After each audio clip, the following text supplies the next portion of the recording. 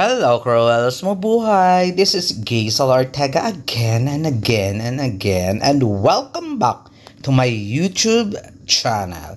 Hello! Kamusta po kayong lahat? Good morning, good afternoon, good evening. Ano mga oras kayo nanonood sa akin ngayon, maraming pong salamat.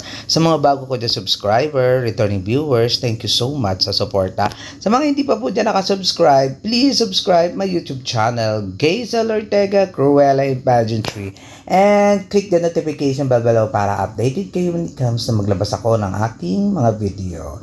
At ngayon ay magta-top 10 ako sa naganap na Bingo Plus Photoshoot. Itong Bingo Plus Photoshoot, hindi pwede dito yung mga below 21. So, ibig sabihin mga Thunderbirds lang pwede mag-photoshoot dito. Pag below 21 ka, hindi ka pwede kasi diba, sugal ang etong Bingo Plus. So, yung mga sa minor, ay, hindi naman minor de edad, siguro may policy or regulation whatsoever man yan na pag below 21 ka hindi ka kasama sa pag-photoshoot doon. Maraming wala doon, sila Pasay, sila Pasig, sila Kalibo, Aklan, basta yung mga bagets, di ko na isa-isahin, alam na ninyo yon, kayo pa ba? Diba? Nakakaloka. Ngayon, magta-top 10 ako. Di ba? Nakita ba ninyo yung mga tagdi kong mga larawan nila? Di ba? Ang bongga. So, magta-top 10 ako kasi parang deserve naman ng mga girls na tumap 10 ako dito. Di ba?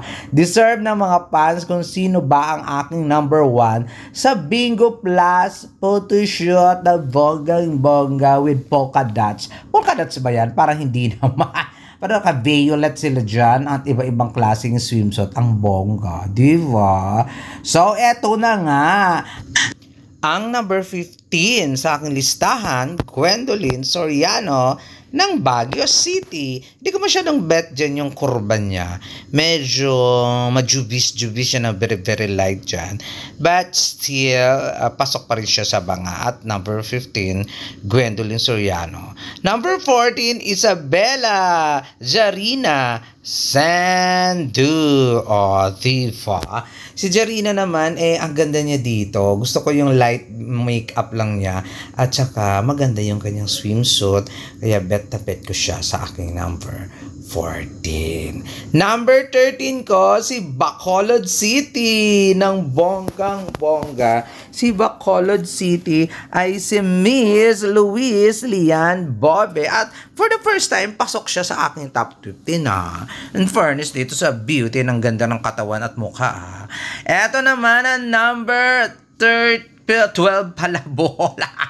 Tyra Goldman. Oh my God. Bet ko dito yung postura niya, ang kanyang body, ang kanyang face, and everything. Kaya pasok sa banga at number 12. Number 11, Benguet. To be fair, kay Benguet, wala siyang putyo-putyo talagang materials. Ang bongga ng makeup, ang bongga ng body, ang bongga ng swimsuit, ang bongga ng mga poses. Kaya pasok sa banga at number 11. At eto na nga, papasok na tayo sa number 10, Tarlac Sasha Lacuna. Deserve na ang number 10 dito kasi ang sexy niya talaga tingnan, ang tangkad niya tingnan, kabog na kabog, ang bongga talaga ng tindig ng batang ito. Sasha Lacuna at number 10. 9 naman dito si Sultan Kudarat Chelsea Manalo. Divo. Siyang may pinakamalaking mukha dito. Siyang may pinaparang close up na medyo malaki. Sexy, amazing, beautiful. At of course, number 8 sa listahan, Malay Aklan ng bonggang-bongga, Taylor Marie De Luna. Parang ang haba niya dito, ang sexy niya dito. At bukod dyan sa ang sexy niya, ang ganda-ganda. Pamatay ang beauty, kaya kabahan kayong lahat. Next, number 7, Bago City ng Negros Occidental, Kayla Jane o Season Diva, ikaw pa may abs. Ang beautiful niya pa. So, sino ba namang hindi ilalagay siya sa number 7 kung ganyan naman kabongga? Number 6, Cebu City, Gabby Carvalho. Diva, super deserve naman ng batang ito. Ang tangkad niya tingnan, ang sexy niya tingnan, ang fierce niya tingnan, ang ganda ng makeup niya dito. At grabe, amazing. Papasok na tayo sa ating number 5. Number 5, oh my God, Winwin Marquez ng Muntinlupa. Siguro medyo number 5 lang siya kasi ang payat niya dito. Ang liit talaga ng katawan niya at saka ang puti niya dito. Mukhang masyadong inedit but still beautiful. Number 4 naman ay si Miss Eliana Marie Aduana ng Siniloan, Laguna. I love the hips. I love the accent. I love the top part. And I love the hair and makeup. That's why pakabog at pasok sa number 4. Eto naman, papasok na tayo sa number 3. Eloisa Haud ng Laguna. Laguna. Laguna.